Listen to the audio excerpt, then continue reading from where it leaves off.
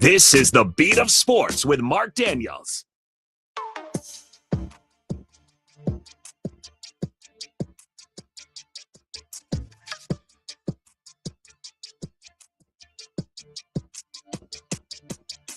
Hey, Detroit. How'd that taste last night? Huh? How'd that number one seed thing work for you, huh? Huh? What do you say? We need to calm it down a little bit. Huh? We need to calm it down a little bit.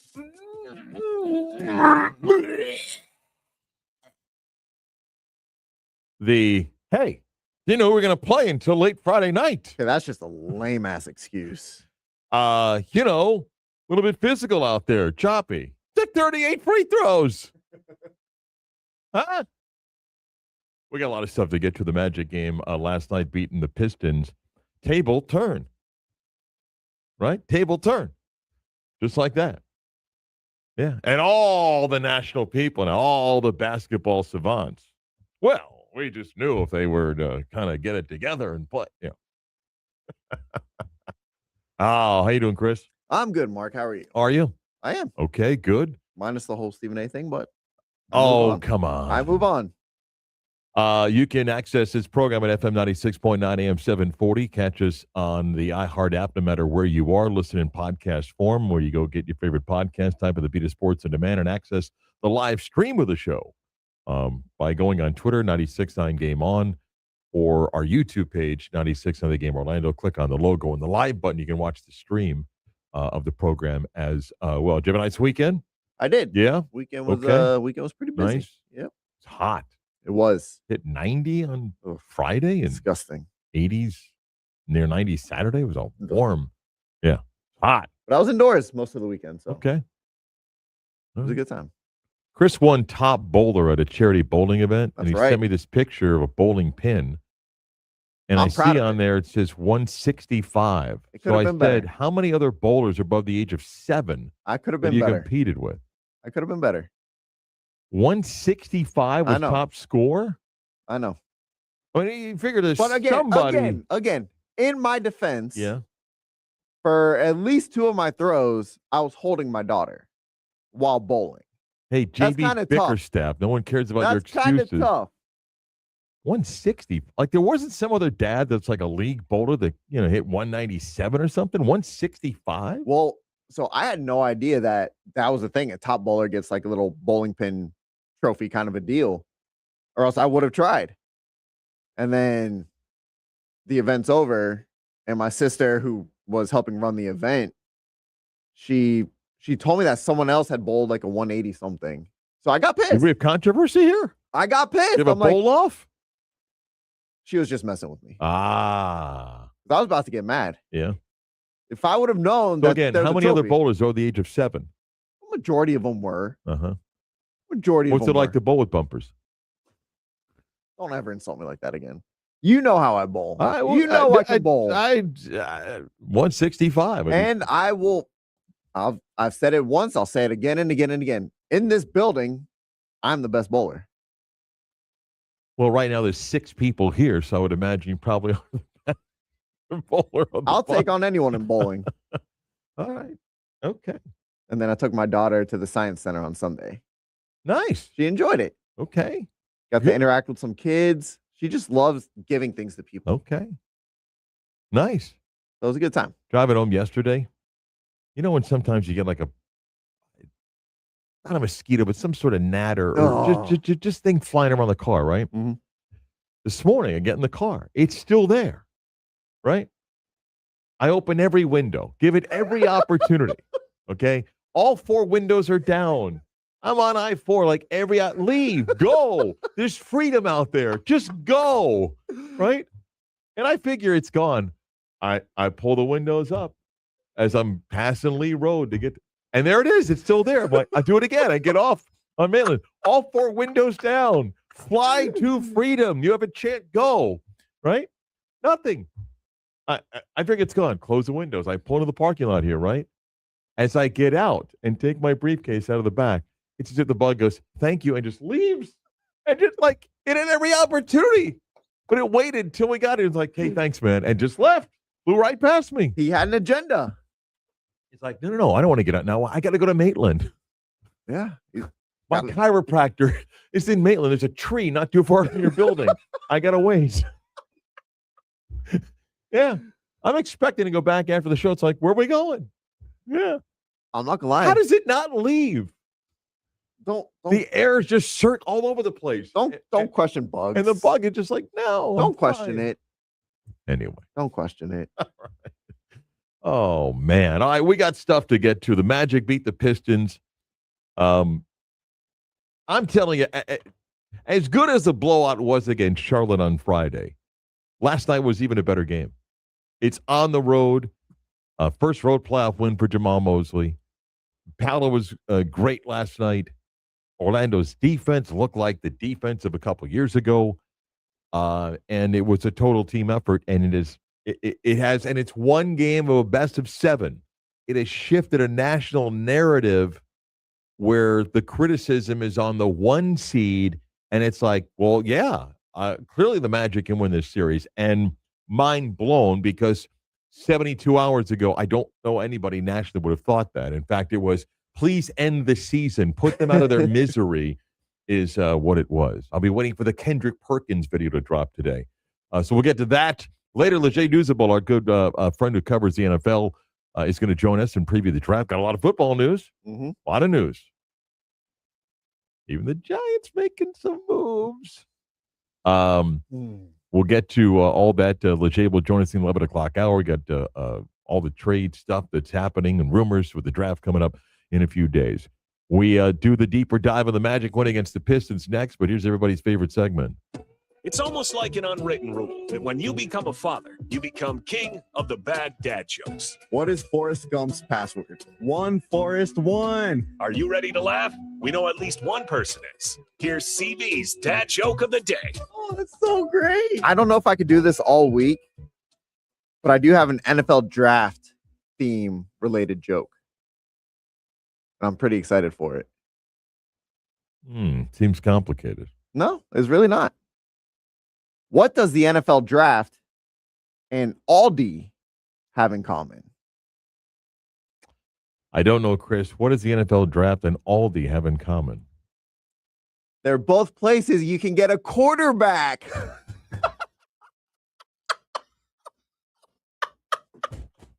You get it. You put the quarter in to get the car, and then you get it back.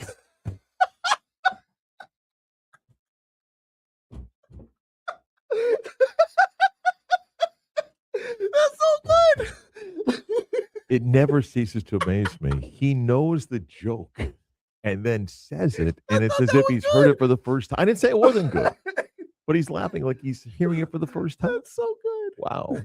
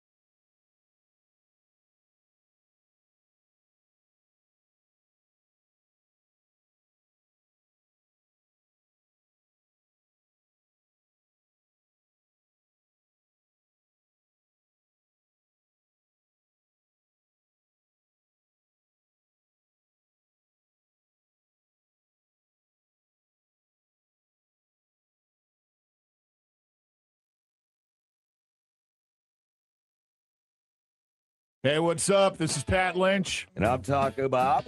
You're not rocking out with WJRR. Lock it in here with Marc Daniels and the beat of sports. One of the great things about sports, and we've talked about this many times, is the unpredictability part of it. The reason why media companies pay billions of dollars for live rights is the dramatic finish, the upset, and all the stuff that you watch because it's what drives you to sports. And the unexplained sometimes is the beauty of it. And you could spin things any way you want. The reality, though, is the measuring stick of the first 83 games for the Orlando Magic this season was the results that you saw of a season that included injuries, subpar play, poor coaching, lack of adjustments, all sorts of things that led to the position that they were in. And as I said the last couple of weeks, despite that, they still ended up winning 45 games. And the last game at Boston was exactly what you watched. Okay? And then you say, well, explain the last two games. And it's part of what is the beauty of sports. You can't explain things sometimes, other than the Magic selling you on the following. We always told you that if we got healthy and it all clicked, that we could be as good as anybody, particularly in the East. And you would say, well, but everybody was there at Boston that Sunday, but it truly doesn't matter now, the first 84 games. It doesn't. You say, well, yeah, I mean, if there's a game 7, it's in Detroit. Okay, but the point is,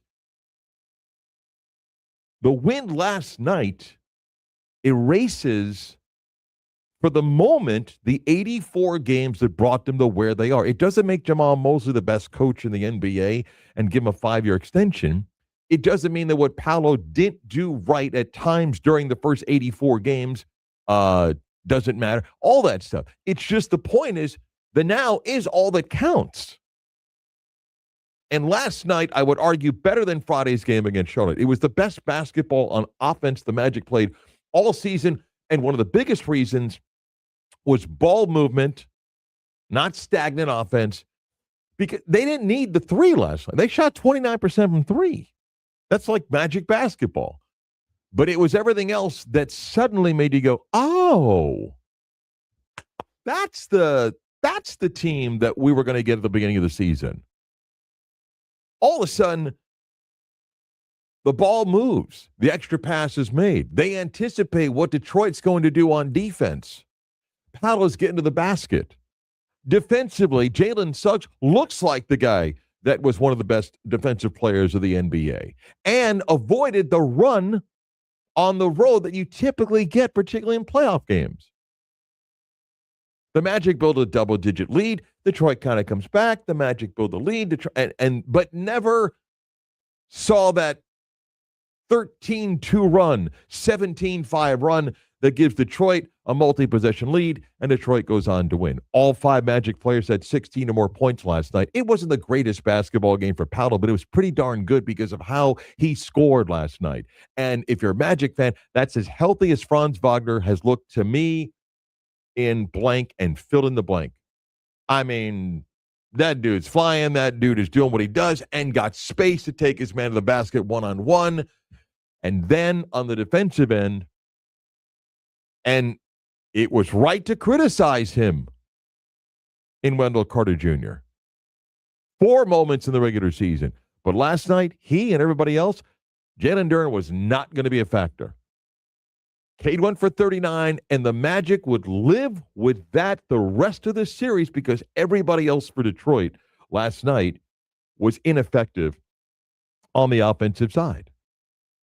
Cade Cunningham took 27 shots, but Tobias Harris, 5 of 15, 1 of 7 from 3. Duncan Robinson played 26 minutes. He had 9 points.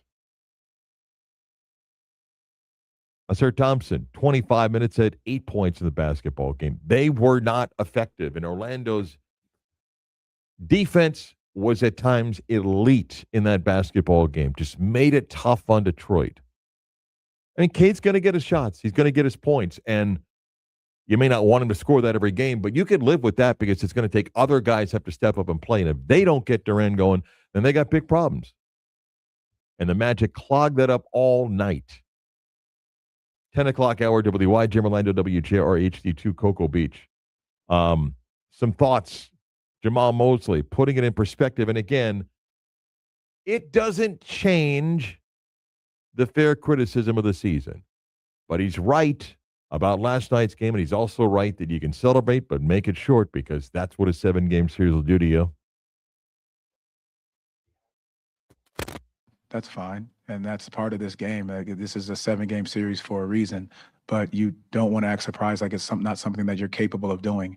Everything that we're doing in this moment from here on out is about the mindset. If you act surprised, then when you get hit in the face, you're not going to know how to respond back. And our guys need to keep remembering that this is what we know we're capable of doing. So you're not surprised in that situation. Enjoy the moment for this night, 24 hours, and then get back to work because you got to find a way to make it even better on Wednesday because it's going to be harder. I think. Listen, he's right, and even if you're the harshest critic of Jamal Mosley this season, and Chris, would you agree? He had every right to really enjoy last night's game afterwards.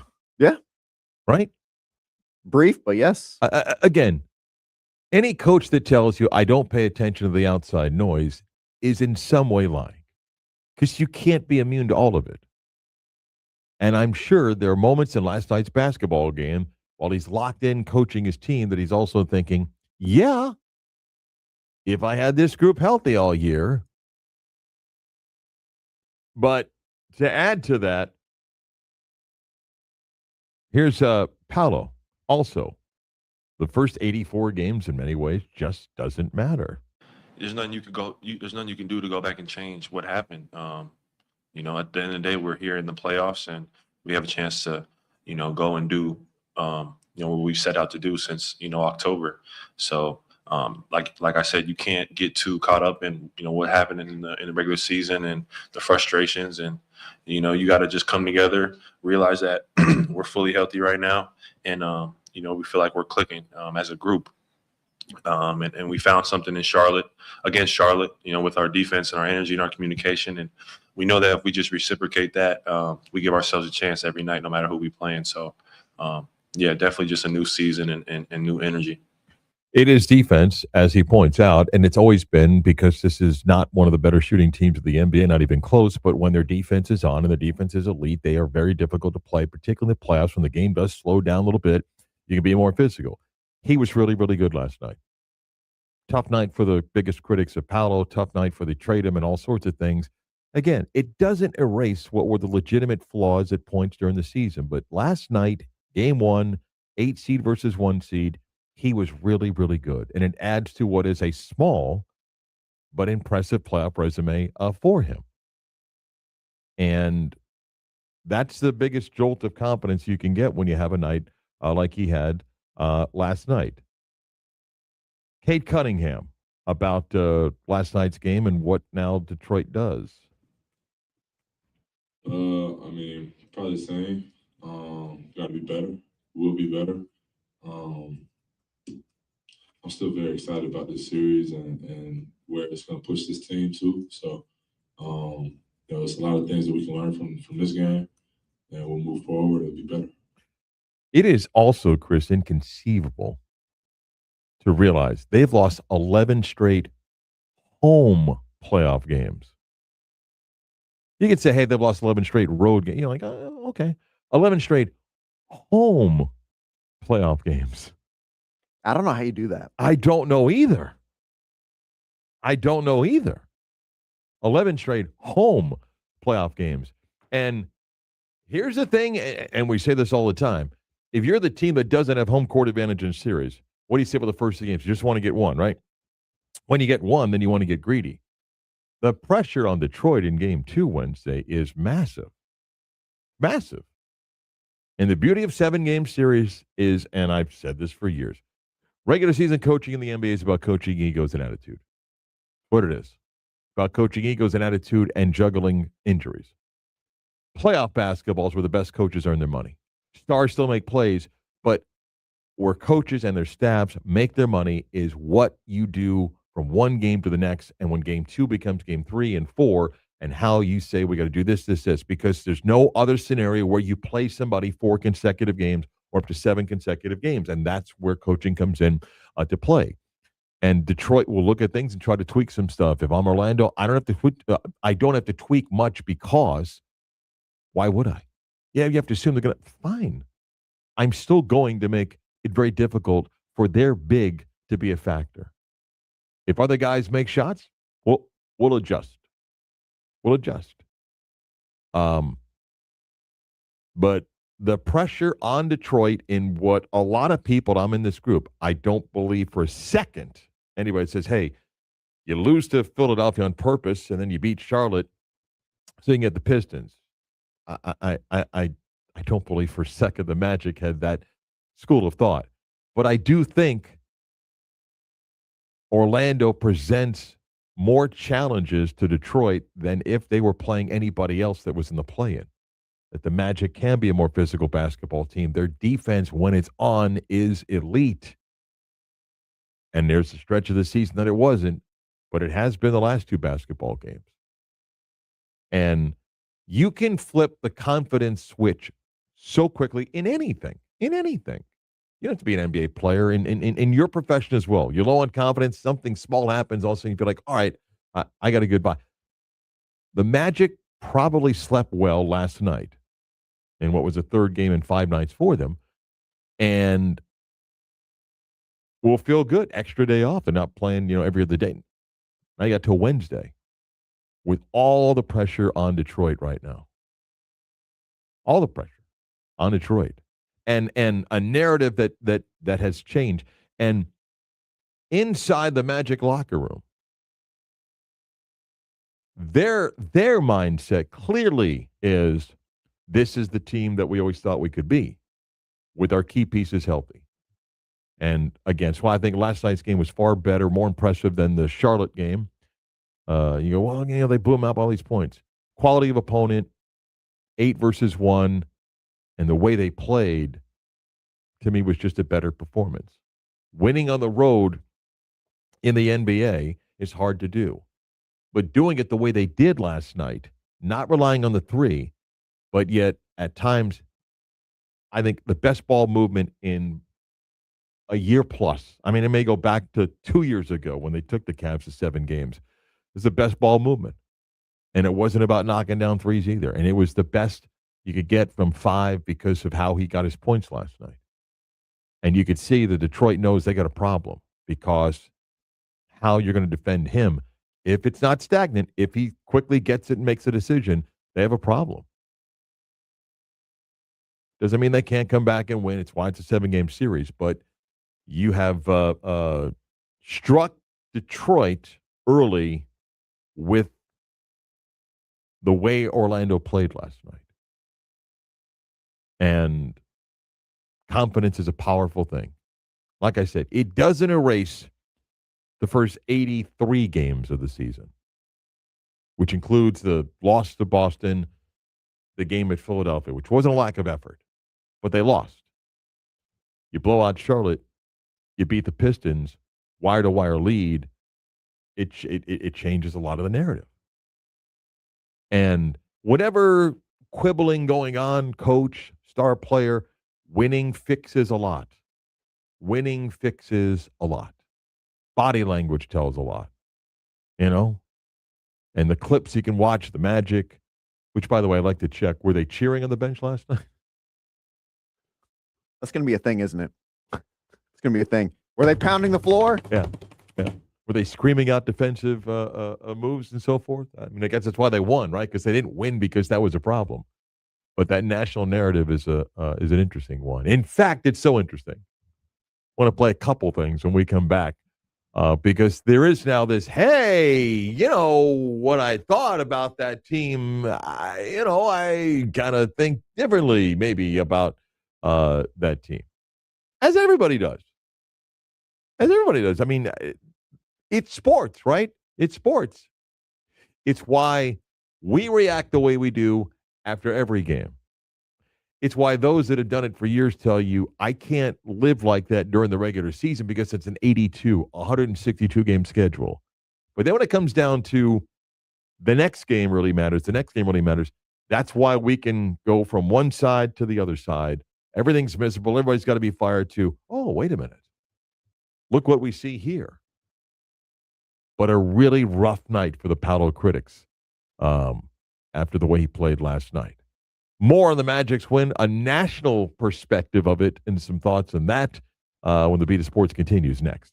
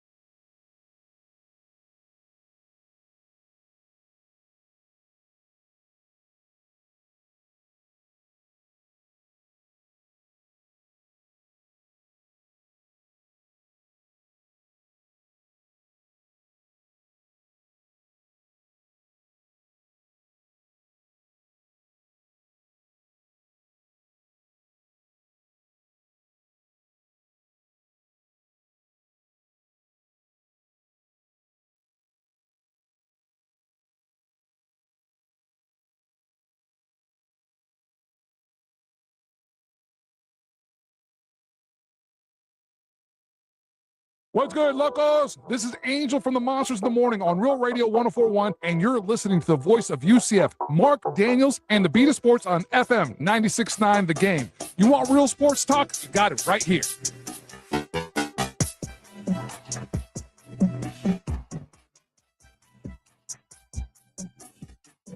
The thought of the Magic before the season and to the journey of the year to get to where we are now, and we do this often. I do it. We're all guilty of it. When your prediction is wrong, it's not because you're wrong. It's because the person or the team that you predicted didn't do their part, right?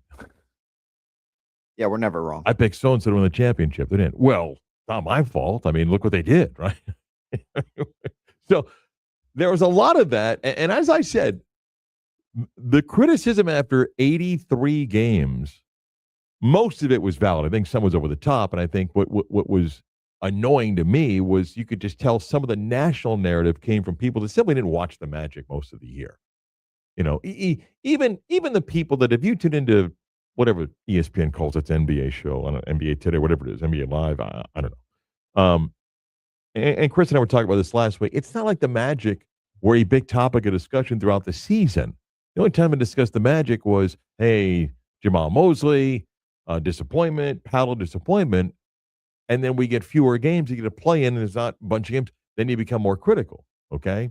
And there's no shortage of that out there. And again, some of it was valid, but little national narrative here, okay? Bill Simmons and Zach Lowe. Zach's been among the harshest critics of the Magic for their performance throughout the year. A little bit of Simmons and Zach Lowe from their NBA playoff podcast after last night's game. This game, because there's no way after. Whoops, I messed that up. Sorry.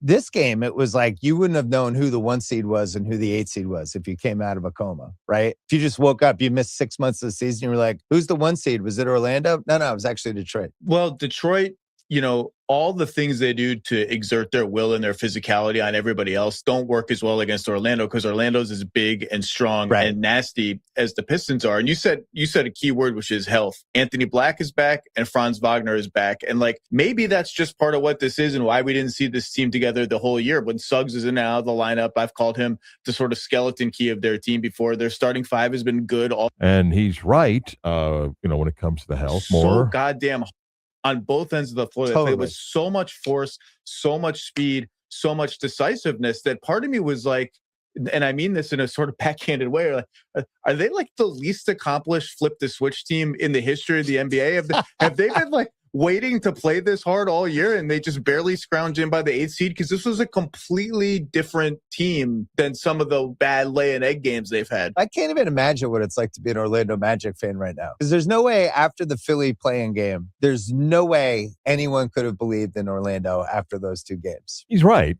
Again, 2 things can be true. The Magic season was the way it went, and flip a switch. And Chris, we're getting way ahead of ourselves here, way ahead of ourselves. The narrative is going to be really interesting if we get deeper into the series. Let's say Orlando's got a 3-1 lead in the series. What's the storyline? Is it more about, is this the real Magic team or the 1 seed in the East on the verge of being knocked out by an 8 seed? I think the narrative is going to flip over to Detroit, honestly. I think it's going to be, they were so good during the regular season. Are they just regular season team who, when it comes playoff time, they wet the bed? I actually think there's going to be more about Orlando. Now, again, if the team is able to sustain the play like they did last night, and we get to a point that it is, say, a 3-1, I think there's going to be more of, hey, the Pistons, if you look at it, they're still young.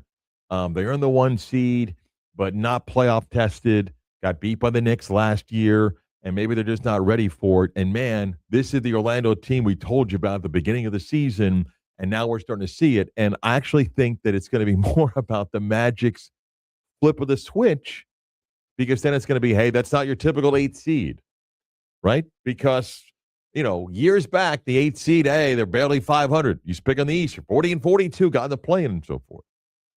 Is this worst case scenario for Magic fans who want Jamal Mosley fired? Is if they push Detroit, or if they even beat Detroit? Say they beat Detroit, make it to a second round. Is this worst case scenario for Magic fans who wanted Jamal Mosley fired, who want Paolo Banchero traded? I don't know yet because the narrative's going to matter. I mean, like if the Magic are up 2-0 and they lose 4-2, you're back to the same position you were before. If they win the series and get blown out 4-0 in the second round, I don't know yet. And that, like I said earlier, it's the unpredictability of sports. It is why we watch, because we are on a roller coaster. There are peaks and valleys. We have hot takes and we have, oh, hey, wow, look at that. So I don't know. I'm not dodging your question. I just don't know how. Well, no, I don't know how it plays out because look, if I'm a Pistons fan or I'm in Detroit today, I'm not pressing a panic button and saying that their first 82 didn't matter, but it is a little bit of okay. So you're the 1 seed, give me something. If the Pistons win Wednesday by 12 and they're in control of the game, then you'd be like, okay, series on right now. But I could see more of a national view being like, this is not your typical 8 seed. I want to play something else that is a little bit of a national perspective. But I think it's also one of a guy that has been supportive of Paolo and a believer even during the rough times for the Magic. And that's Tracy McGrady on the NBC broadcast, which I don't mind. But can I make one request of both Tracy McGrady and Carmelo Anthony? I hope you're not asking me for the request. Well, don't lean on your elbows. Sit up straight in your chair. Melo just leans on his elbows and he's hunched over. Just sit up in your chair. But here's Tracy McGrady. If Paolo can play this way, and you get the help from Franz and Suggs, murk up the game with his energy and all over the court, the Detroit Pistons is going to be in trouble, right? Because they're playing confident. We look how they played against, Charlotte. And you come into a hostile environment. Trust me, I played in Detroit in the playoffs, and it's a very hostile environment. And you get the job done in that fashion. I want to see what the second game and what you provide, what's going to be different. If you bring that same type of intensity and attention to detail, we're going to have a real conversation. Yeah. And Tracy's been a supporter of Paolo. He's recognized the struggles and questioned his shape at the beginning of the year, and then did question attitude at times. But he has been consistent in saying they need to let him play to his strengths and get him downhill and allow him to do those things, and don't ask him to become a corner 3-point shooter, because he's not going to be that way. And I think you saw last night how effective Paolo can be when he gets it and goes. And he's very hard to defend. And you do have a concern if you're Detroit. Just one game, but best of 7. Why we play 7. But different vibe. Different vibe indeed. I mean, everybody else in the NBA took care of business in game 1.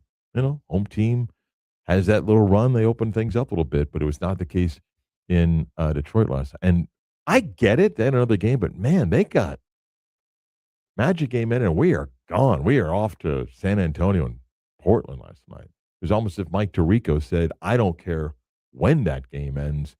You're coming right to us.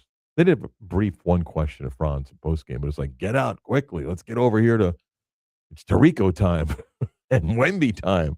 Get out of that Magic thing. I'm here doing the game. Let's go. But a couple days off. Game 3 of the series on Wednesday. I'm sorry, Game 2 Wednesday, Game 3 Saturday, 1 o'clock here in Orlando. Later, Leger Douzable, the NFL analyst, will join us and give us a little preview of the NFL draft and also some of the deals that took place. Chris and I are going to do a little football also next when the Beat of Sports continues.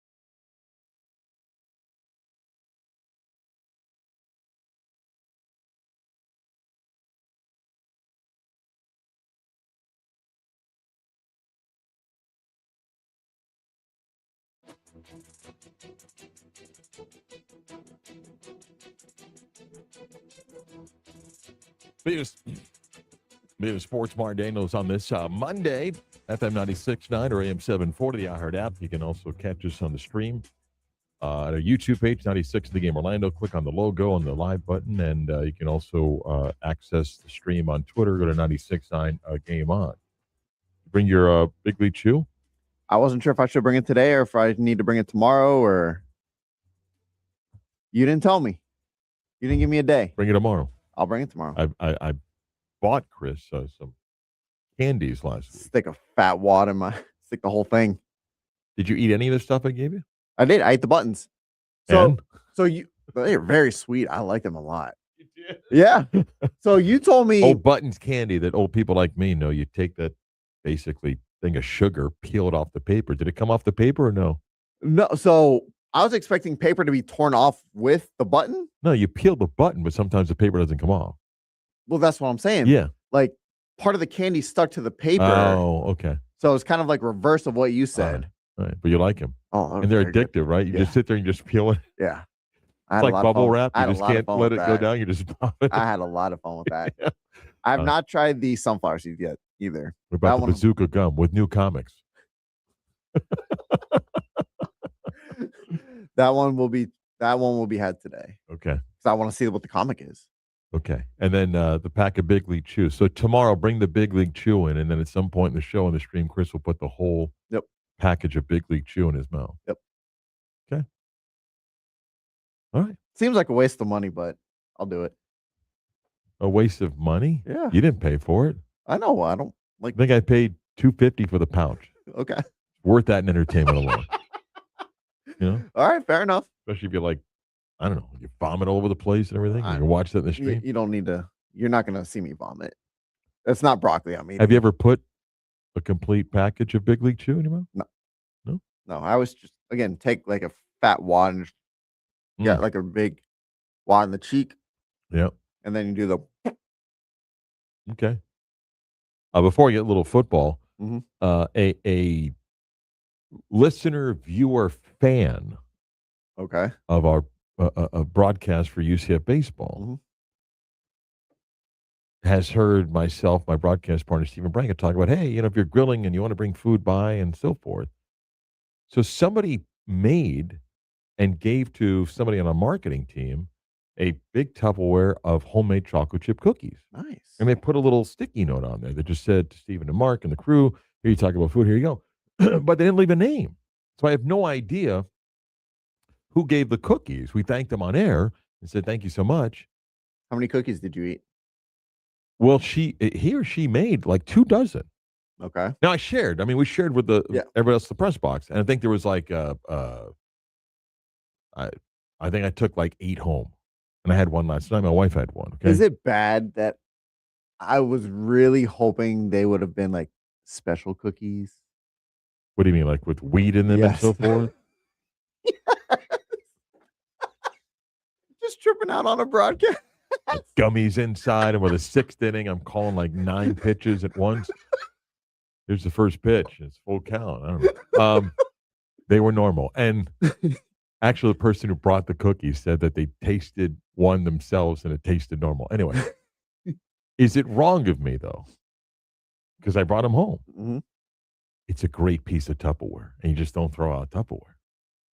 No. Okay. There's nothing wrong with that. It's a great piece. I mean, if the person said, they're from, I'm making a name up, Sue Smith, enjoy the cookies, and literally said, can you bring the Tupperware back next home? I would have done it. No, I think it's a good piece of Tupperware. When you bring someone cookies in Tupperware, you're not expecting to get the Tupperware back. I didn't think so. That's like when you go to someone's house and you bring like food or drinks or whatever, you don't take the rest, like whatever wasn't ate or drank, you don't take that back. There's always It that stays person there. that thinks so, though, right? Yes. Yeah. Bugs the hell out of me. Right. So, Tupperware's in the dishwasher right now. That There you baby's, go. that baby's staying. There you go. Good piece of Tupperware. It's a good piece of Tupperware. What do I want to tell you? NFL draft is on Thursday in Pittsburgh.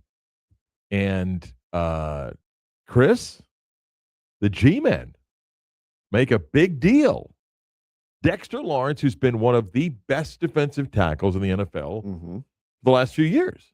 The numbers back it up. The last 2 seasons, he's asked the Giants for a new contract. The Giants have not given him a new contract. Nor should they have.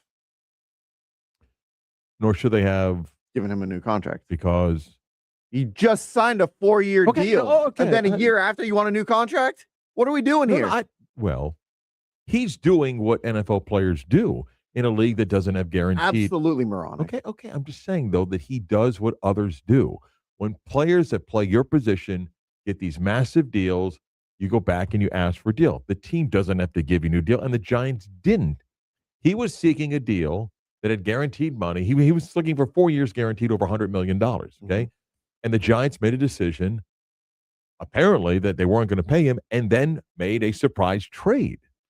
That trade sends him to Cincinnati, and part of the package gives the Giants the Bengals' 10th overall picks. The Giants now pick 5th and 10th. And Cincinnati took Dexter Lawrence, and again, productive years. The last 2 years, if you look at some of the advanced numbers, he's been the best defensive tackle. He wants a new contract. They gave him a 1-year extension for $28 million, and he's going to ask for a new contract next year, okay?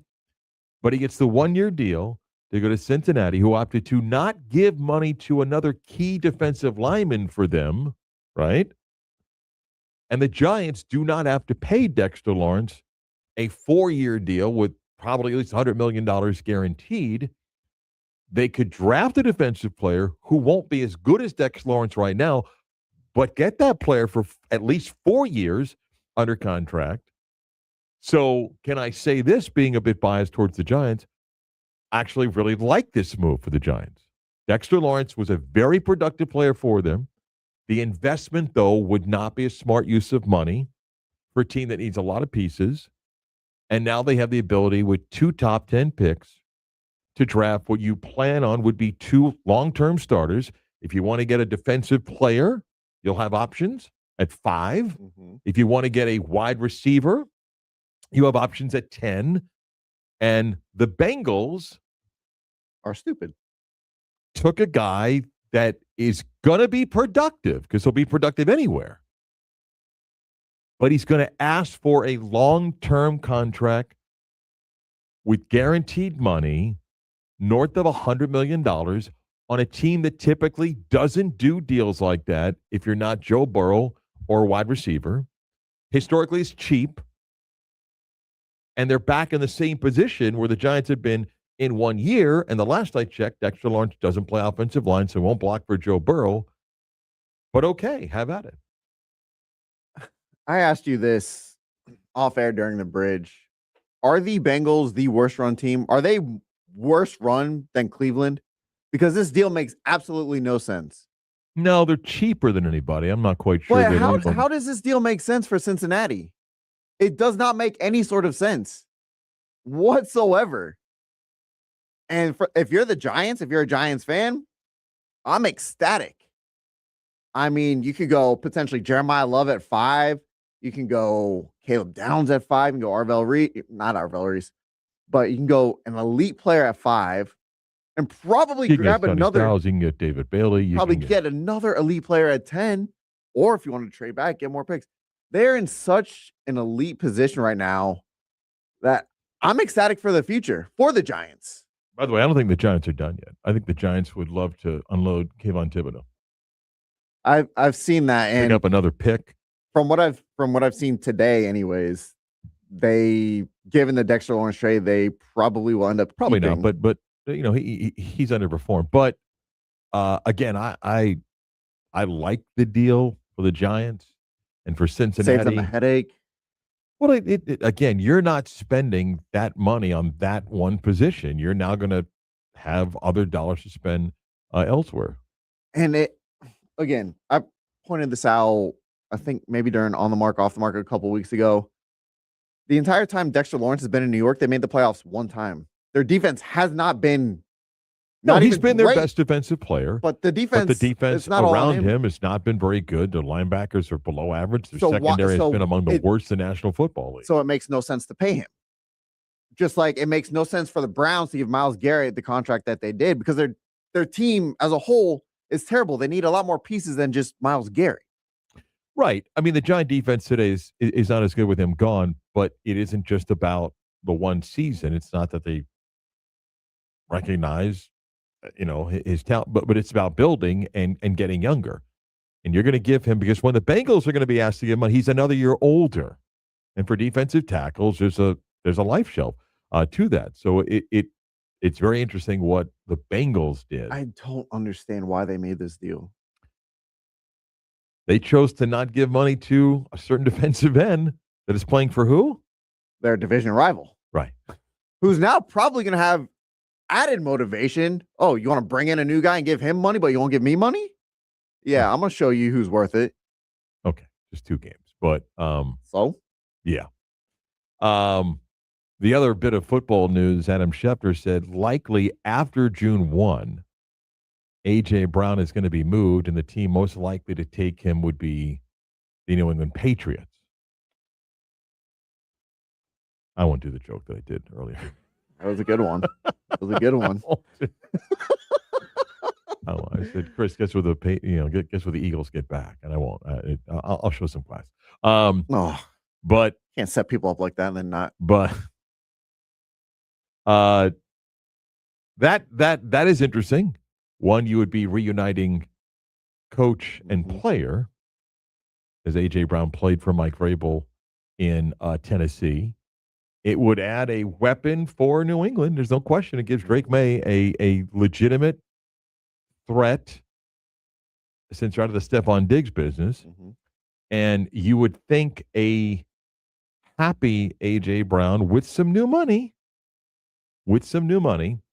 helps New England. And for Philadelphia, what does it say? They might be on the backswing. Their Super Bowl window might be closed. I don't know how long Jalen Hurts is going to stay on that team. Now you're going to ask Devonta Smith, unless they draft someone, you're going to ask Devonta Smith to be a number 1. And historically, I don't see number 2s really translating all that well to becoming number 1 receivers. That's the new cornerback, more double teams. It never really works out when a number 2 becomes a number 1. So I don't know. Philly's Super Bowl window might be shut.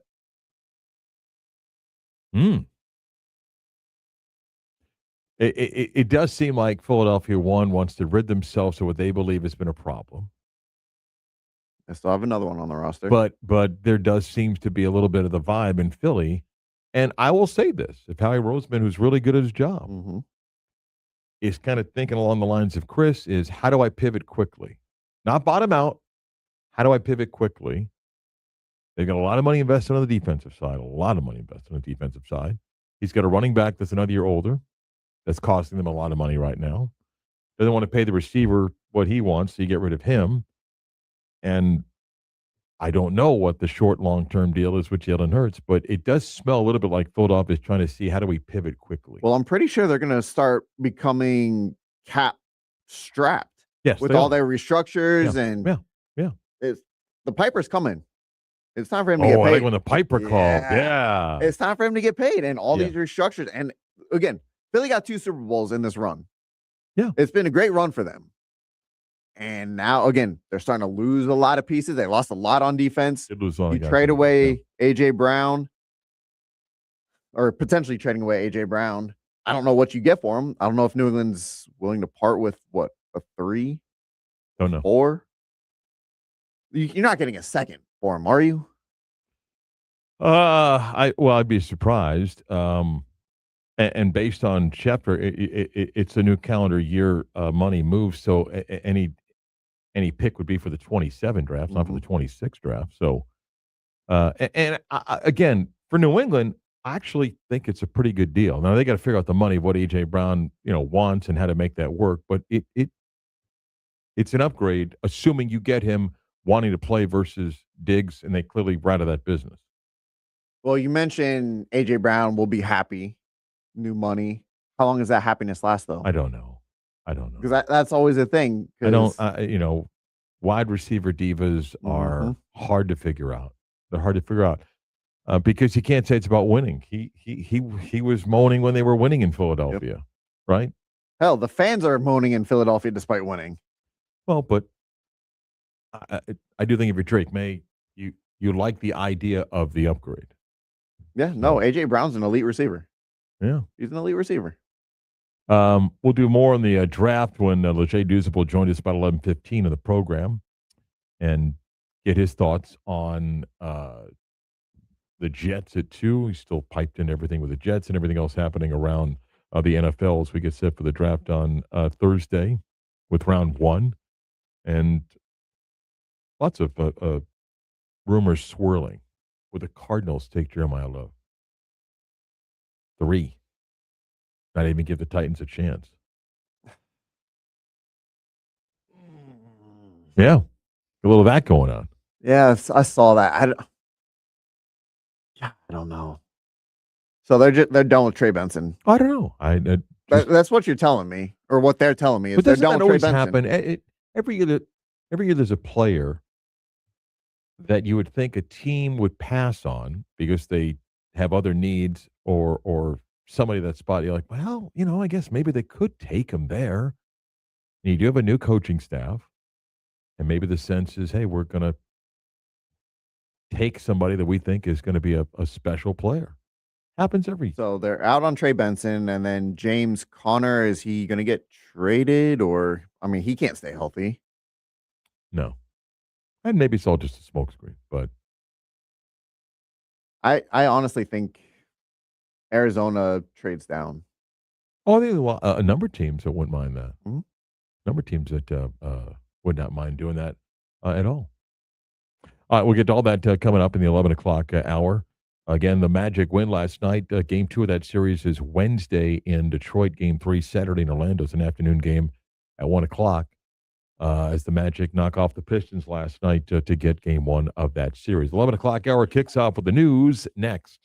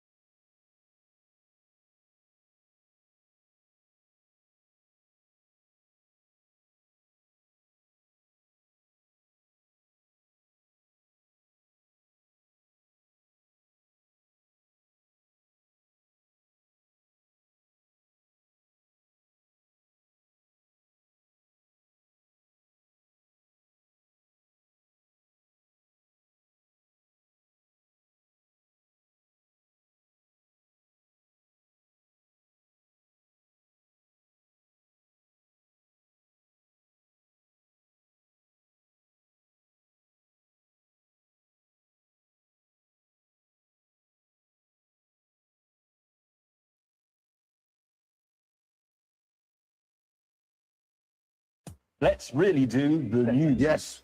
Now it is time to do the news. But now it's time for the news. 11 o'clock hour, WYGM Orlando, WJRR, HD2 Cocoa Beach, Orlando sports leader, the Beat of Sports. I'm Marc Daniels. That's Chris Vasquez over there.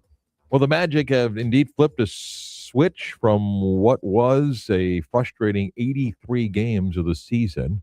But after blowing out Charlotte on Friday, the Magic went to Detroit on Sunday. And as the 8th seed beat the top seed Pistons, 112-101. The Magic raced out to a double-digit lead early, led by 8 at the break, led by 4 at the half, and never let Detroit take the lead in the basketball game. All 5 Magic starters scored in double figures, 23 for Paolo, who had 9 rebounds in the game, only 3 turnovers for him. 19 points for Franz Wagner, 7 of 13 shooting. He looked to me as healthy as he's been all year. The Magic did this not relying on the three. They hit 29% of their threes, going 10 for 34. While Cade Cunningham had 39 in 40 minutes for the Pistons on 13 of 27 shooting. Only other Piston in double figures was Tobias Harris, who had 17 points. Jalen Duren was kept in check. He had 8 points in 33 minutes. The Magic smothered him inside the paint all night. He took just 4 field goals in the basketball game. The Pistons took 38 free throws to Orlando's 19 free throws. But the Magic get the win, 112-101. Game 2 of that series now set for Wednesday in Detroit with a totally different vibe. And the Pistons now have lost 11 consecutive home playoff games. 11 consecutive home playoff games. It's hard to figure. Not even the pressure of being a 1 seed and potentially losing to an 8 seed. They're facing pressure of just winning a playoff home game. The day began yesterday. The Celtics blew out Philadelphia early, leading 64-46 at the half. Jason Tatum went for 25, 11 and 7. Thunder opened up their series, blowing out Phoenix 119-84. They led 65-44 at the half. And last night, Wemby had 35 in his playoff debut as the Spurs beat the Blazers 111-98. Basketball playoff action tonight. The Raptors and the Cavaliers. Cleveland's up 1-0 in that series. The Knicks and the Hawks with the Knicks up 1-0. And Denver tries to go up 2-0 on the Timberwolves with game 2 of that series. NHL playoffs yesterday in overtime. Montreal wins at Tampa 4-3. Power play goal in overtime for the Canadiens to go up 1-0 in that series. We mentioned about the NFL. Dexter Lawrence traded to the Cincinnati Bengals. The Giants now have picks 5 and 10 in the first round. The draft is set for Thursday. Adam Schefter reporting that the Patriots may be the ones that receive A.J. Brown in a post-June 1 trade. The Eagles appear to be committed to making a move to move A.J. Brown. What was Trent Williams' deal? 2-year extension worth $50 million. He's now got over, I think, $400 million in career earnings, or at least career contracts, with $225 million in guarantees throughout his NFL career. Baseball, the Mets have lost their 11th consecutive game. Second highest payroll in baseball. Makes me happy. Fell to the Cubs 2-1 in 10 innings. The longest losing streak for the Mets since 2004. And at 7-15, tied for the Royals for the worst record in baseball. And the Braves sweep the Phillies. Oh, great weekend.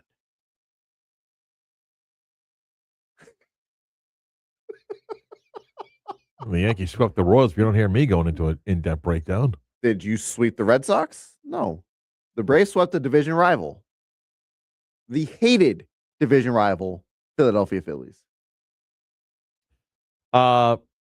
Matthew Fitzpatrick blew a 3-shot lead over Scotty Scheffler on Sunday, the RBC Heritage, but held on to win in a playoff for his second win of the season. Second time he's won that RBC Heritage event. I happened to be flipping channels and watched the last couple of holes of that and then the playoff. And tell me your thoughts. At the Ryder Cup, don't you think it's more accepted there of the American versus Europe and the fans doing chants to support their team? Are you okay with what became a Ryder Cup environment when fans are chanting USA, USA as Fitzpatrick hits an errant shot or misses a putt? And as he's lining up on 18 twice within like 3 feet because of where the fans are. They're screaming at him, not during his backswing, but just like a Ryder Cup moment. Nothing wrong with it. Okay. Do you have an issue with it?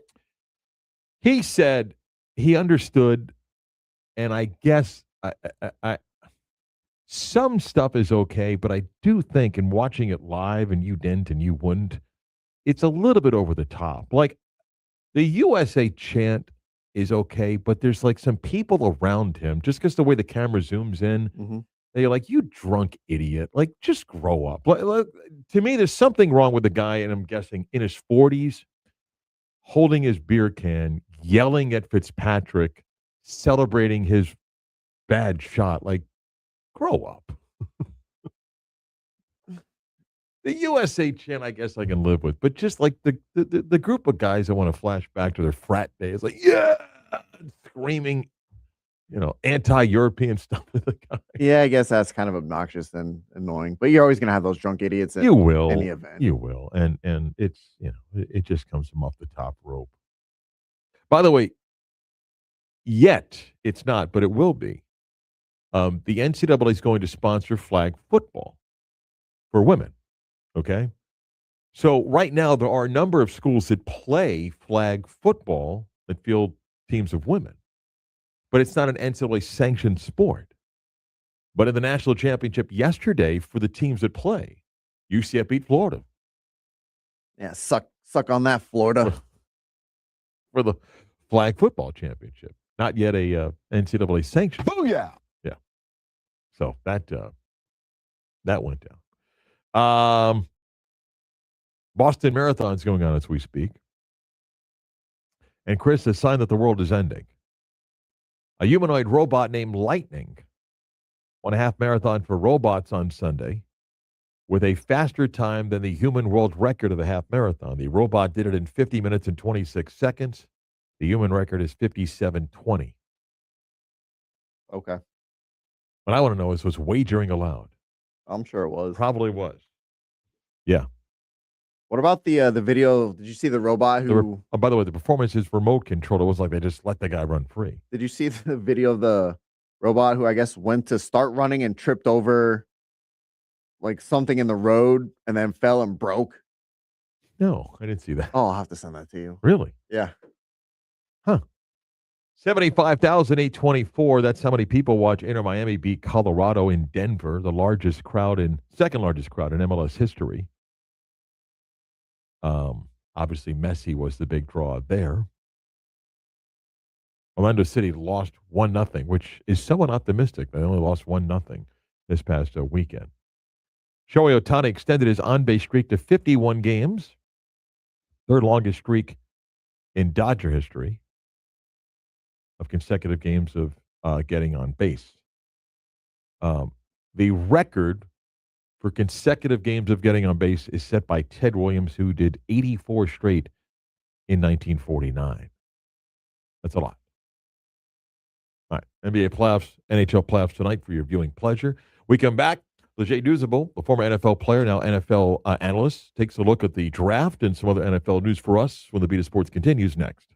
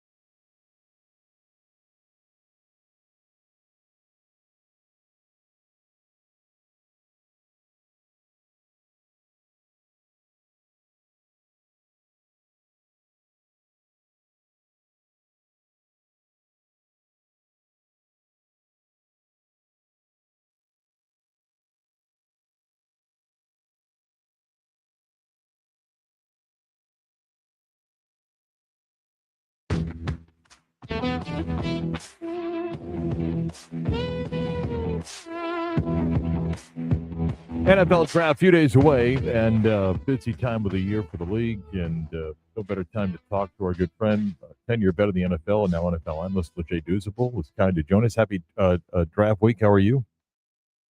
I'm doing great, Mark. How about yourself? I'm doing awesome. A lot going on. Let me dive into it. The Giants make some headlines. So Dexter Lawrence gets traded to the Bengals. The Giants now pick at 5 and 10. Your thoughts on the trade of both teams, why they did it, and what you like about the deal?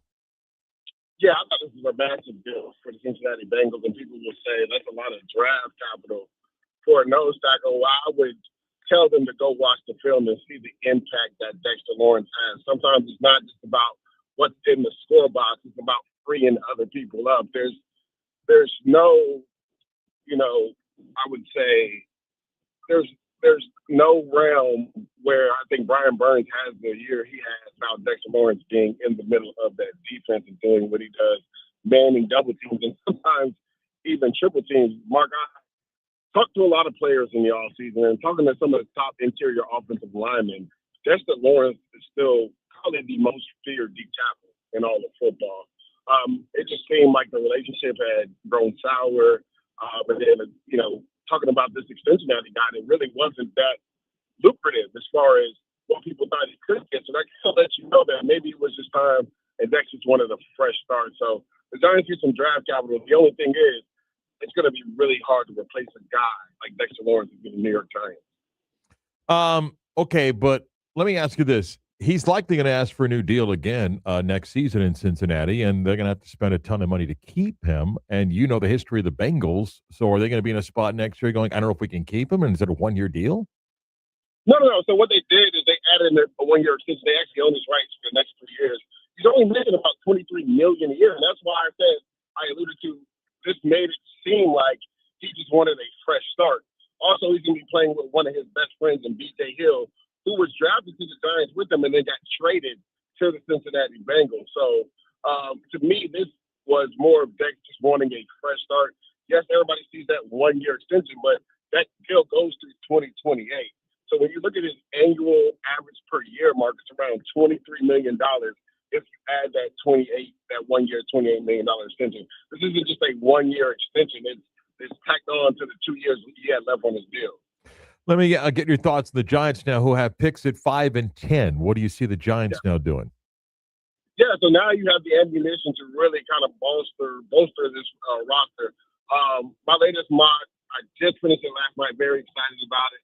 It'll be coming out either Tuesday or Wednesday. But I'll give you a little prelude because you're my guy, Mark. I have the Giants taking Sonny Styles at pick 5 and then getting Jackson Dart some help with Carnell Tate at pick 10. I think those are two positions of need on this team. When you look at it, Malik Neighbors is coming off of a major knee injury. Yes, they signed Darnell Mooney, but Carnell Tate is a different body receiver that they currently don't have on roster. A smooth route runner that knows how to get open and can be a threat. And then Sonny Styles is a freak athlete in the middle of your defense. Honestly, if you pair him and Terrell Edmonds, they probably are the two biggest height-wise linebackers in all of football. That would be a very dangerous pair. And you lose Dexter Lawrence, you got to shore up the middle of that defense. That's why I gave them Sonny Styles next to Edmonds in the middle of that linebacking core. Okay, let's focus on the Jets. You're locked in and talk to a lot of people, know a lot going on there. Is Arvell Reese, is that in pen? Is that in pencil? What is it? I think it's David Bailey, to be honest with you. Okay. The thing is, and Mark, this is probably the first year because I don't consider myself the insider, so I don't say I have sources, but literally, this is I would say this year specifically because of the way this draft class is, and I'll explain why I say that after I'm about to say what I'm going to say. This was probably the year I talked to with as many personnel people as I've ever when it comes to this draft, just because there isn't a ton of blue chip talent, Mark.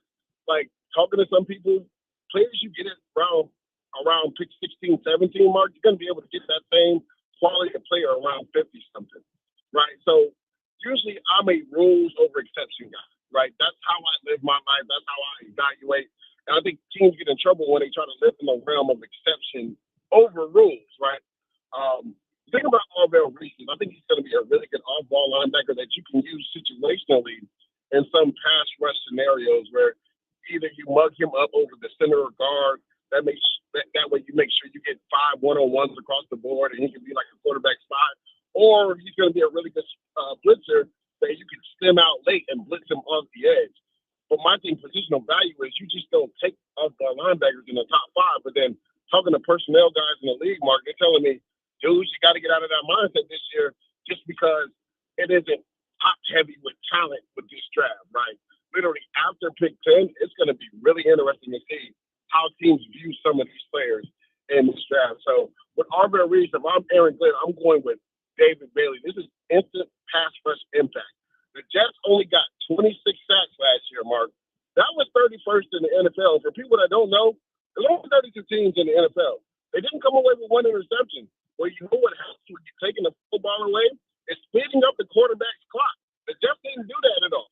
And David Bailey helps them do that from day one. So to me, David Bailey would be the pick just because you know what you're getting from him at pick number 2. And for me, a top 5 pick has to have instant impact in year 1. How the league has looked at running backs over the years. Here's Jeremiah Love, who everybody projects to be a top 5 guy. I'm curious your thoughts about him as a prospect and where you think he goes. Yeah, he's going to go top 5. Talking to everybody I talked to, and it's interesting. The same conversation with the off-ball line. If you can have a running back, usually I'm not one that's highly favored in taking a running back in the top 5, but this dude has the speed. He's special when he gets to the second level, and I think that's the thing that separates him from a lot of backs. You saw Jahmyr Gibbs go high in the first round, and higher than most people thought. Bijan Robinson was a top 10 pick. Because if you have a guy that, once he gets to the second level, has the top end speed to take 160, 70 yards, you push guys like that up the board, and then you add that or couple it with this not being a very heavy blue chip draft. That's why Jeremiah Love is going to go top 5, and he may even hear his name third when it comes draft night on Thursday, because I heard the Arizona Cardinals have been doing some extensive work. I actually like the signing of Tyler Algier. I wouldn't go Love if I was them because they need more help on defense. But there's a real chance that Love could go 3 or 4 in the draft coming up this week. It's easy for guys like us to go, that shouldn't matter. You play defensive line. Is it a big deal to you about Ruben Bain's length of his arms? I think talking to coaches and talking to personnel guys, I think it could be an issue. Now, the thing with Ruben Bain is he's so powerful. That's his superpower. He comes out of his hips and he knocks everybody back. He plays with so much anger as well. So will he be able to overcompensate that, right? The lack of the arm lift with the sheer power that he plays with. That's going to be the question. Will that power translate? I know years ago I had that question about Jared Burks, and boy, did it ever transfer for him. Now, Burks' arms weren't as short as Ruben Bain's, but I wondered watching on tape, I was like, he's doing this to a lot of guys in the ACC. Will this translate? Man, talking to Terran Armstead, talking to guys like Jordan Mailata, that power definitely transfers for Jared Burks. And that's the big thing with Ruben Bain. Will his power with his body type? It's been interesting because when I scouted him in the summer, he was around 280, 285, Mark, is the year before when he played. And this year, I think he played around like 270, 260. And then even at Pro Day, he got down to 265. So it'll be interesting because I think with his body type, he has the body to grow into a type 5 technique or even a 3-4 in the future. But right now, it seems like he's dead set on playing edge. But the way he plays with so much power and grit and determination, that's the question. Will it be able to overcome the fallings of not having longer arms? Let me ask about a couple of guys that I think are going to be day 2 guys. Lee Hunter was at UCF for a couple of years, went out to Texas Tech. Playing with Bailey certainly helped him. Malachi Lawrence stayed and played at UCF. Give me your read on both of those guys heading into the draft. Yes, I'll start with the first guy, Lee Hunter. To me, he's a fire hydrant that you're not going to be able to move with just one guy. He's really developed his game over the last couple of years and showed that even though he's a bigger body guy, he should have some pass rush ability as well. Like when you turn on the tape, they didn't take him off the field on third down. He stayed on the field and was able to push the pocket. So he's going to have really great value in the second round. And the guy that you talked about, I actually just interviewed him the other day, Malachi Lawrence. The interview will be coming out tomorrow. Mark, he might hear his name called on day one. And I'm not just saying that because I'm a UCFer. Talking to teams, Malachi Lawrence in the back of the first could potentially hear his name called. this is one of those drafts I talked about it, Mark, where the talent from something is similar, and it's all going to be about the flavor that you like for your team.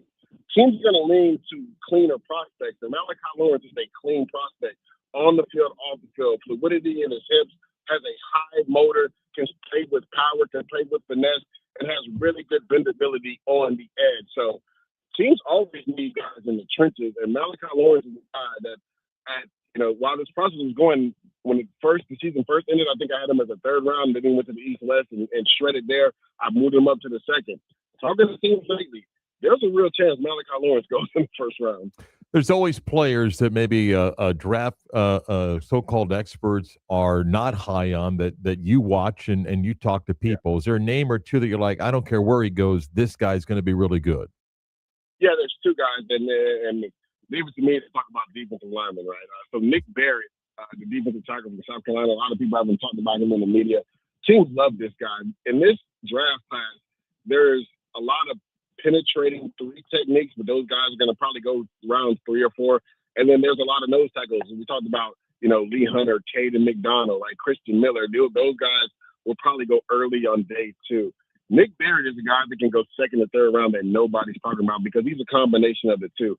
He can play nose tackle. He can play 3 techniques. He shows that he comes out of his hips, has really efficient hands. If you go watch that Texas A&M game, he had a 20-yard scoop and score touchdown. You see the athletic ability. But Chase Masantis, who most people have as a second-ranked guard in this draft class, may go first, may go second round. He gave him everything he was looking for in that game. So that's a guy. And then a guy that, oddly enough, people have been seeming to drop on their board, Peter Woods. Like, I don't understand it. He's a first-round pick to me all day. Now, he was way more productive in 24, Mark, and then 25. In 24, he actually weighed more, and they lined him like up and down the line of scrimmage, even outside as some outside linebacker. He looked more slimmer this year, moved inside. Now, Clemson's defense has about 3 or 4 defensive linemen are going to get drafted in the first 3 rounds, so that's why he wasn't as productive. But he's a guy that can play a 3 technique, he can play a 3-4 in. He has really good he has tree trunks his legs. It's hard to move off the ball. And then he's really good on the move when you slant him going left and right. He plays with an upper body balance that I really like. So those are 2 guys that Nick Barrett for sure. I know people have heard of Peter Woods, and it's even weird to hear people saying he could potentially drop out of the first round.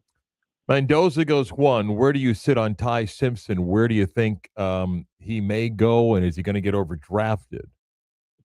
No, I don't think he's going to. I'm a big Ty Simpson fan, so you're probably asking the wrong person. Mm-hmm. I think he's a first-round quarterback all day. I believe the team will trade back in the back of the first to get him. And when you look at it, he's probably the most pro-ready quarterback. Like, Mendoza came from an RPO offense, and people that don't know what that means, run-pass option. So every time he was sticking the ball in the belly of the running back and reading either the safety or linebacker to see if he should throw the slant or hand the football off. Well, Ty Simpson went through full read progressions at Alabama. He played in a pro-style offense, and he played on a team for the first time in Alabama's history had no run game. Like, when can we ever say, Mark, can you remember that Bama didn't have a run game? They were literally like running back you, right? This was the first year that so much was put on Ty Simpson. He literally had to go out there and put up 30 points every game for Bama to have a chance. And he did that for a majority of the season. And then obviously I believe he had the rib injury around that Oklahoma game, and then just wasn't the same. But even in the second half of the CFP game versus Oklahoma, I thought he showed really well and put the team on his back. So being asked to make all the layer throws, the second level throws that you're going to be asked to do in the NFL, right now in this draft, nobody does that better than him. Now, Mendoza throws a better deep ball, and that's his superpower, his accuracy on deep balls. And Ty Simpson has had some accuracy issues on deep balls, but he also has had a lot of drops from his receivers. So I think a team is going to definitely trade up. And I'll give you another caveat. I believe it's going to be the Arizona Cardinals. Let me ask you, not related to the draft, Adam Schefter this morning talking about post-June 1, A.J. Brown may find himself in New England. So a couple things. If that's going to be true, your thoughts on what it means for New England, and also what's happening in Philadelphia, because, they may want to get rid of what they viewed as a problem with him, all the offseason whispers about Jalen Hurts, another year older for obviously a great running back with the defense. They spent a lot of money and lost some guys. What are we watching in Philadelphia? But first, A.J. Brown, if he does end up in New England.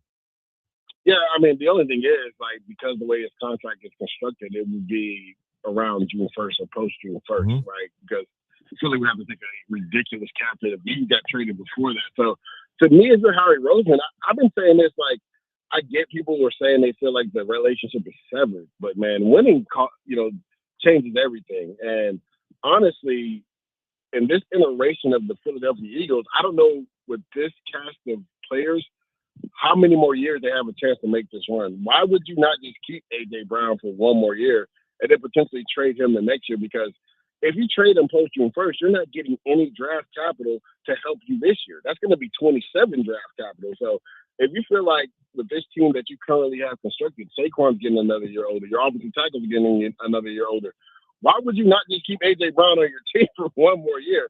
So it makes sense for New England to do it. They did bring in Romeo Dobbs this offseason, but they still need another receiver. So it makes a lot of sense. And Mike Vrabel has been sick ever since they traded him away from Tennessee when he was the head coach. But if I'm the Eagles, like, if I can't get draft capital to help me fill out that receiver room this year, and they traded for Dontavian Wicks as well, so kind of makes you lean that they would potentially trade him around. I just think it just doesn't make sense for them to trade him because you probably have one, maybe 2 more years with that group that they have currently right now to make a run at another Super Bowl. Tell folks where they can find. You got a mock draft coming out. Where can we find the info? Yeah, so there's going to be in 2 places. One is going to be on Twitter. I'll do one for SiriusXM NFL Radio, and then also for CBS Sports. It'll be up on the CBS website and on all socials, Instagram, Twitter, TikTok, and that'll be coming out Wednesday. And then throughout the draft, I'll be on CBS Sports HQ and SiriusXM NFL Radio.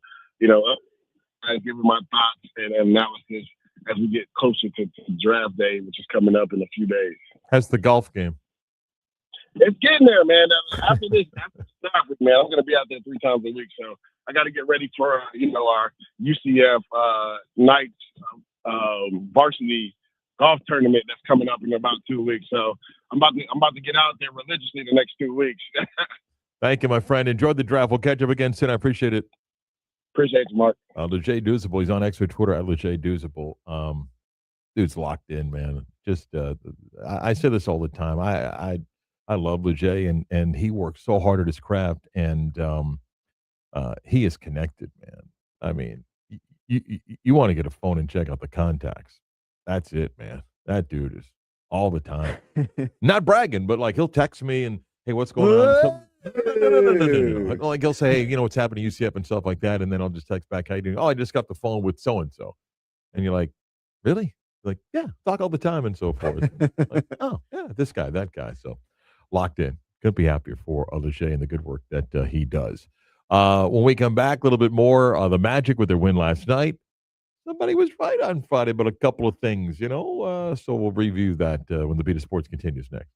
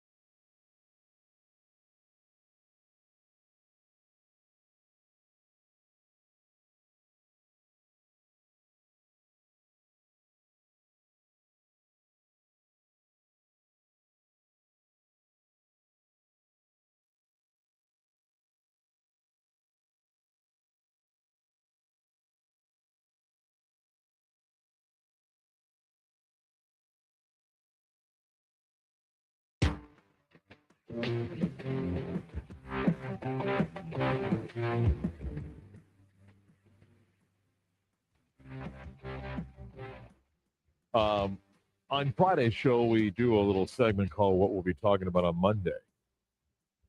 I'm often wrong. But I did get a couple right from Friday. Right? Chris has one here. You want to play? Here's one for you out in the limb. Ready? I think on Monday, you may hear about a trade already happen or announce a trade for a top half first round pick. That I could see. We reach a point that, hey, someone's made a move and they've moved inside the top 10. G-Men. Bengal trade. Got that one? You did? Leger, by the way, did bark back and think it's a good deal for the Bengals. I'm not gonna argue with Leger. I don't see how it makes sense. But he, the good thing is he backed it up with, hey, it's actually he's under contract for multiple years. Best friends there. He likes the deal. So, it's possible sometimes both teams benefit by a deal. But as you pointed out, and as Dexter Lawrence has made it known, he wants more money, a 1-year, $28 million extension on a deal that he already wanted a new one from. How's that going to make him happy? Yeah. Well, I did say we'd be talking about Magic Game 1. Now, I didn't say that they'd win. I said before Friday's play-in game that we'll be talking about a Magic Game 1 on Monday. So I can't take credit. Had I said we're going to talk about a Magic win at Detroit, then I'd be bragging. But I did say we'd be talking about a Game 1 game against the Pistons, and we are talking about a Game 1 game against the Pistons. By the way, before I do a little bit more than Magic, did you see, and only because it was aggregated on my Twitter from last week, LeVar Ball basically calling for the Hornets to fire their coach? I'm glad I have enough crap on my Twitter feed. I'm glad he's not part of it. Yeah. He basically said, got to make change. Why don't you go coach the team? Oh, he'd love that. Jesus. So I want to read you, and I admit I went hunting for stuff on this, okay? Okay.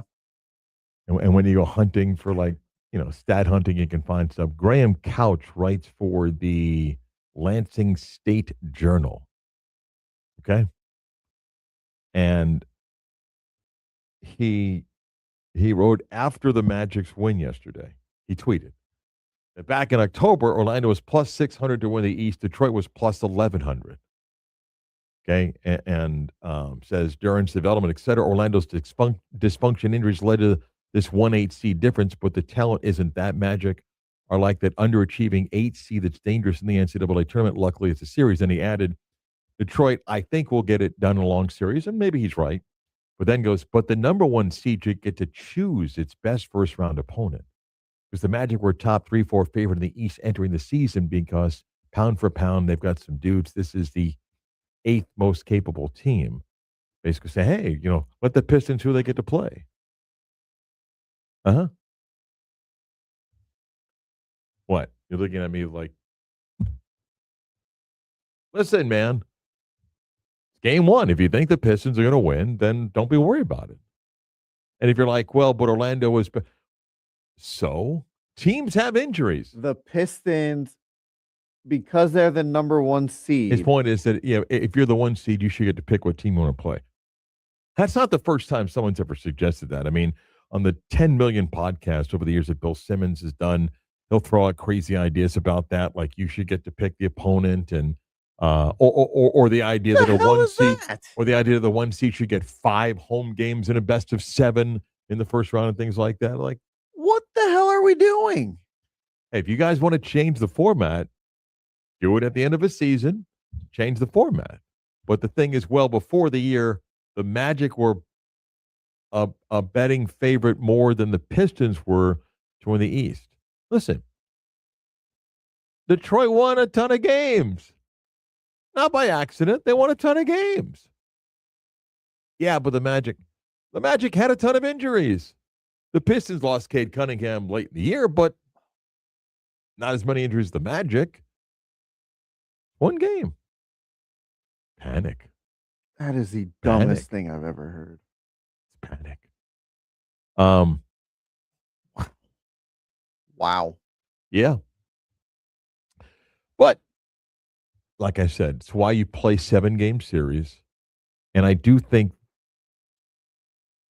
home court matters to me later in the series. I don't think it's as big early in the series. And now, I do think there's something to Detroit having lost 11 consecutive home playoff games.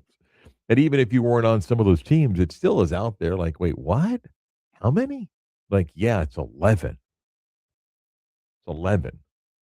The longest such streak in the NBA. I mean, the longest ever. Someone's gone without winning at home. 11 straight home playoff losses. And, Chris and I were talking earlier. I don't know how the rest of the series is going to go. If the Magic do win the series, it still, to me, depends what happens in the next round regarding all the other stuff that people were waiting for to jump on had the Magic lost the Hornets on Friday, which is Jamal Mosley fired before Sunday? What do they do at Palo? Like I say, winning fixes a lot. Health of a team can change an image.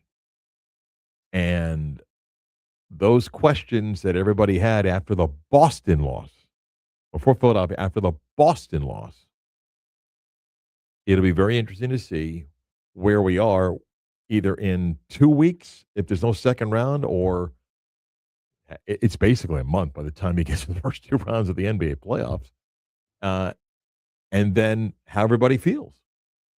Because the group that has been calling for a coaching change, and I don't think anybody has never thought, hey, maybe it's run its course. I don't know how the next couple of weeks, the next month may go. Again, they could win this series, get a lot of pub for knocking off a 1 seed, and then losing 4 or 5 in a non-competitive series.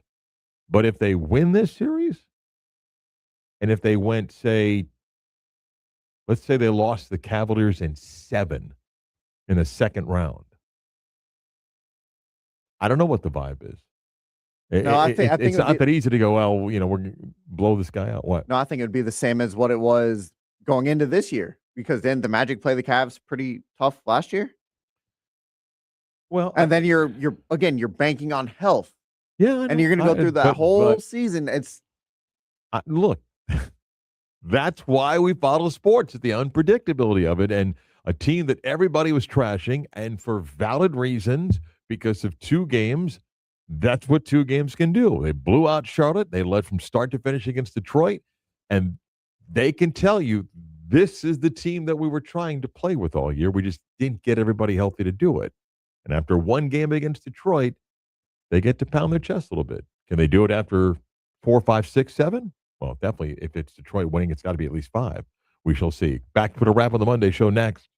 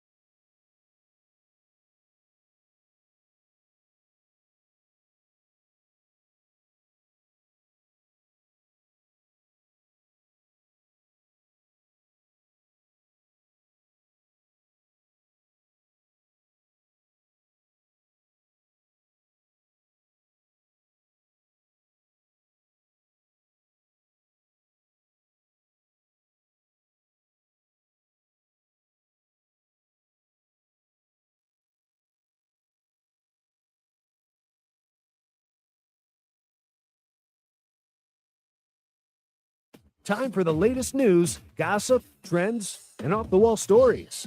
Trends. That's the craziest thing I ever heard. Bryson DeChambeau withdrew, he said, from an injury at Mexico City's Live event. There's a bunch of whispers that he is doing whatever he can to get out of Live before the end of the season and race back to the PGA Tour. Just whispers.